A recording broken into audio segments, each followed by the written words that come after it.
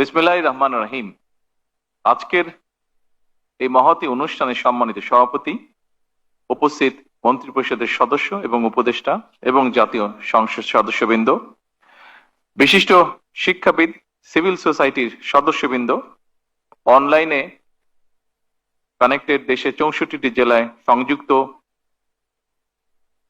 বিভাগীয় কমিশনার, জেলা প্রশাসকবৃন্দ, উপস্থিত পুলিশ সুপারবৃন্দ, অবসরপ্রাপ্ত সম্মানিত শিক্ষক শিক্ষিকাবৃন্দ এবং উপস্থিত সকল উপস্থিতিবৃন্দ, আসসালামু আলাইকুম।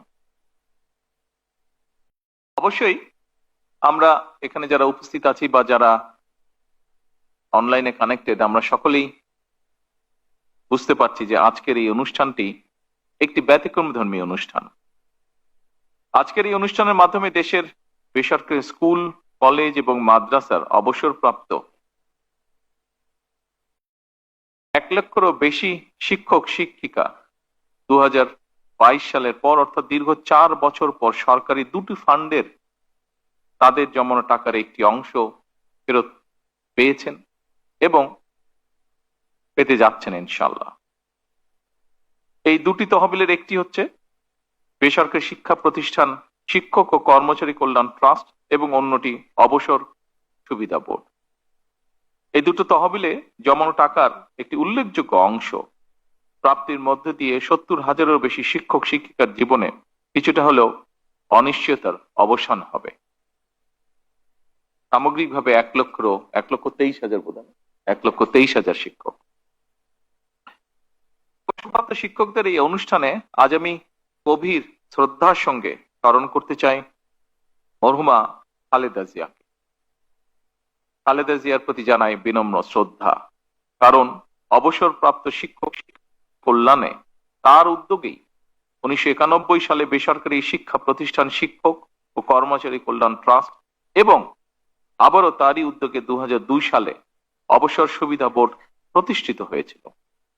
তিনি এই তহবিলের সরকারি ফান্ড থেকে প্রথমে 14 কোটি টাকা বরাদ্দ দেন এবং পর্যায়ক্রমিকভাবে 89 কোটি টাকার ফান্ড গঠন করে এই তহবিলের ভিত্তিকে সুদৃঢ়ভাবে স্থাপন করে। উপস্থিতিবৃন্দ, আপনাদের হয়তো অনেকেরই জানা আছে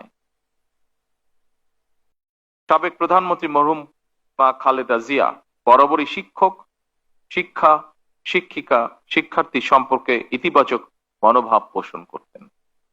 বিশেষ করে নারীদের একাডেমিক শিক্ষায় শিক্ষিত করার ক্ষেত্রে তার উদ্যোগ এবং ভূমিকা আন্তর্জাতিকভাবে স্বীকৃত। শিক্ষা বিস্তারে সাবেক প্রধানমন্ত্রী মরহুমা বেগম খালেদা জিয়া চালু করা শিক্ষা উপবৃত্তি এবং নারীদের বিনা বেতনে শিক্ষার সুযোগ শিক্ষা বিস্তারের ক্ষেত্রে বিশ্বের বিভিন্ন দেশে মডেল হিসাবে অনুসরণ করছে। আমরা মহান রব্বুল আলামিনের দরবারে মরহুমা খালেদা জিয়ার মাগফিরাত কামনা করি। প্রিয় শিক্ষক, অবসরপ্রাপ্ত শিক্ষকদের কল্যাণ নিশ্চিত করতে প্রতিষ্ঠিত দুটি তহবিলে শিক্ষক শিক্ষিকাগণ প্রতি মাসে যে টাকা জমা দেন, সেই টাকার সঙ্গে সরকারও প্রতিটি অ্যাকাউন্টের বিপরীতে নির্দিষ্ট হারে একটি অ্যামাউন্ট জমা করেন। এর উদ্দেশ্য হলো দীর্ঘ চাকরি জীবন শেষে অবসরে যাওয়ার সময় প্রত্যেক শিক্ষক শিক্ষিকা যাতে একটি ভালো অ্যামাউন্ট হাতে পান।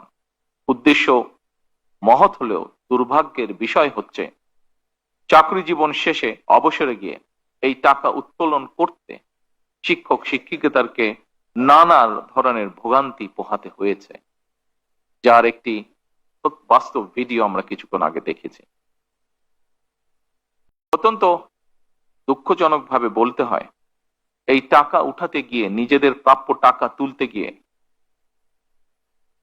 তাদেরকে ঘুষ দেওয়ার অলিখিত নিয়মও পালন করতে হয়েছে বা বাধ্য হয়ে করতে হয়েছে। এই বাস্তবতায় আজ আমরা শিক্ষক শিক্ষিকাদের কোন রকম ভোগান্তি ছাড়াই অনলাইনে তাদের প্রাপ্য টাকা যার যার ব্যাংক অ্যাকাউন্টে পাঠিয়ে দিতে সক্ষম হয়েছে। তার জন্য আমি আল্লাহ রাব্বুল আলামিনের দরবারে হাজারো শুকরিয়া আদায় করছি। শিক্ষক সমাজ যারা নীতি নৈতিকতা আর আদর্শের বাণী শিখে লাখো কোটি শিক্ষার্থীদের বড় করে তুলেন, তাদেরকেই যদি ঘুষ দিয়ে টাকা তুলতে হয় কিংবা অফিসে ঘুরে ভোগান্তি পোহাতে হয়, আমি মনে করি সেটি শুধু শিক্ষকদের হয়রানি নয়, বরং জাতি হিসাবে আমাদের হীনতাই প্রকাশ পায়। সম্মানিত উপস্থিতিবৃন্দ, অবসরকালীন সুবিধার টাকা আজ অবসরপ্রাপ্ত শিক্ষক শিক্ষিকাদের অ্যাকাউন্টে যত সহজে পৌঁছে দেওয়া হয়েছে, এই পুরো প্রক্রিয়াটি সম্পূর্ণ করার কাজটি কিন্তু অতটা সহজ ছিল না। কারণ পতিত পরাজিত বিতাড়িত ফ্যাসিবাদী সরকার যেভাবে ব্যাংক, বীমা সহ প্রতিটি সেক্টর থেকে লুটপাট করেছিল, সেই লুটপাটের কবল থেকে অবসরপ্রাপ্ত শিক্ষকদের স্বার্থ রক্ষায় গঠিত উল্লেখিত দুটি তহবিলও রেহাই পায়নি। জাল ইন্ডেক্স তৈরি, লুটপাটের সুযোগ তৈরি করতে শিক্ষকদের কল্যাণ তহবিল থেকে অর্থ দুর্বল ব্যাংকে সরিয়ে নেওয়া এবং প্রযুক্তিগত অবকাঠামোকে ধ্বংস করার মাধ্যমে এই তহবিল দুটিকে প্রায় দেউলিয়া করে ফেলা হয়েছিল। ফলে যে শিক্ষকগণ সারা জীবন শিক্ষার আলো ছড়াতে নিজেদের জীবনের সোনালী সময় পার করে দিয়েছেন, জীবনের এই প্রান্তে এসে তাদের চরম আর্থিক অনিশ্চয়তার মুখোমুখি হতে হয়েছে। ফ্যাসিবাদী চক্রের লুটপাটের কারণে অবসরপ্রাপ্ত শিক্ষক শিক্ষিকাগণ 2022 সাল থেকে এই তহবিল হতে কোনো টাকাই পাচ্ছিলেন না। বর্তমান সরকার রাষ্ট্র পরিচালনার দায়িত্বে আসার পর অবসরপ্রাপ্ত শিক্ষক শিক্ষিকাদেরকে অবসরকালীন সুবিধার টাকা দেওয়ার সিদ্ধান্ত গ্রহণ করে, কিন্তু দেখা যায় এই ফান্ডে পর্যাপ্ত অর্থের সংস্থান নেই। ফলে অবসরপ্রাপ্ত 70,000-এরও বেশি শিক্ষক শিক্ষিকাদের দুরবস্থার কথা চিন্তা করে সরকারকে বিশেষ ব্যবস্থাপনায় আজ অবসরপ্রাপ্ত শিক্ষকদের টাকা পরিশোধ করতে হয়েছে। আমি আজ এই অনুষ্ঠানে একটি কথা তুলে ধরতে চাই। যতদিন আপনাদের নির্বাচিত বর্তমান সরকার রাষ্ট্র পরিচালনার দায়িত্বে থাকবে, ইনশাল্লাহ আমাদের সর্বোচ্চ প্রচেষ্টা থাকবে অবসরকালীন সুবিধার টাকা পেতে আপনাদেরকে আর অফিসে অফিসে ঘুরতে হবে না। আমাদের সর্বোচ্চ চেষ্টা থাকবে ইনশাল্লাহ আর কোনো ভোগান্তি আপনাদেরকে পোহাতে হবে না এই সংক্রান্ত বিষয়।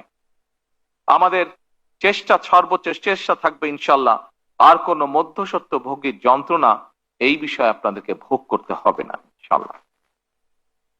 আগামী দিনগুলোতে যথাসময়ে অনলাইনে আপনাদের প্রাপ্য টাকা কোনো ভোগান্তি ছাড়াই আপনাদের অ্যাকাউন্টে যাতে পৌঁছে যায় আমাদের সর্বোচ্চ থাকবে এটি ইনশাল্লাহ। সম্মানিত শিক্ষক শিক্ষিকা বৃন্দ, বলা হয়ে থাকে শিক্ষকতা হলো একমাত্র পেশা যা অন্য সব পেশা সৃষ্টি করে।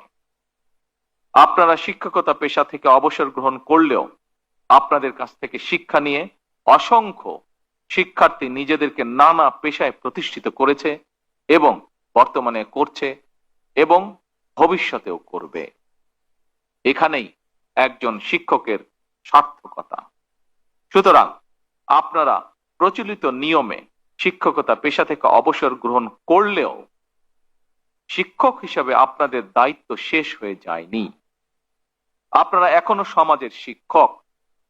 বাংলাদেশের আহ্বান কালের ধর্মীয়, সামাজিক এবং পারিবারিক মূল্যবোধ প্রতিষ্ঠায় এখনো জনমানসে আপনাদের ভূমিকা সর্বজনগ্রাহ্য। সুতরাং আপনারা জীবনের শেষ দিন পর্যন্ত আমাদের চলমান এই সমাজে আলোকবর্তিকা হিসেবে ভূমিকা রাখবেন ইনশাআল্লাহ।